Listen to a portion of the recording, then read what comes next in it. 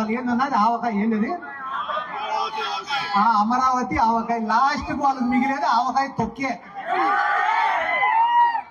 కాబట్టి ఈ రోజు మా గ్రామాలలో కూడా కొన్ని వందల కోట్లు ఖర్చు పెట్టి జగన్మోహన్ రెడ్డి గారి నాయకత్వంలో అభివృద్ధి పనులు సంక్షేమ పనులు చేసినాం. అన్ని చేసినా కూడా తెలుగుదేశం వాళ్ళు చేసే తప్పుడు ప్రచారాలను తిప్పి కొట్టలేక 11 సీట్లకు పడిపోయినాం. ఈ రోజు 18 నెలలు కాకముందే ప్రతి గ్రామంలో ఉండే రైతులు గాని సామాన్యులు గాని విద్యార్థులు గాని మహిళలు గాని ఆయన చేసిన మంచిని గమనిస్తున్నారు. రే సంక్రాంతి వచ్చింది, జగన్మోహన్ రెడ్డి ఉండింటే మనందరి అకౌంట్లలో కూడా డబ్బులు ఉన్నాయి కదరా, ఈ రోజు అందరి అకౌంట్లు కూడా ఖాళీగా పడి ఉన్నాయంటే దానికి కారణం ఈ చంద్రబాబు నాయుడే కదరా అని చెప్పి బాధపడుతున్నారు. కాబట్టి ఇటువంటి తరుణంలో అన్నా చంద్రశేఖర్ అన్న వచ్చి ఫోటోలు దిగిన వాళ్ళందరినీ కోటేసినా గెలుస్తా ఉన్నా. మళ్ళా వైఎస్ఆర్ కాంగ్రెస్ పార్టీకి 11 సీట్లు వచ్చినప్పుడే నిన్న 5,000 ఓట్లతో గెలిపించినారు.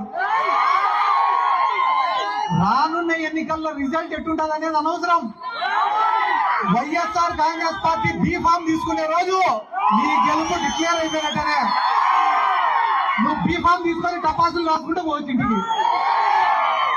సరే మీరు ఎమ్మెల్యే అయినాక అన్న ఏమో నువ్వు కూడా పైన చూస్తాను అంటే ఎమ్మెల్యే కన్నా పెద్దది, మమ్మల్ని మర్చిపోవకన్నా నువ్వు.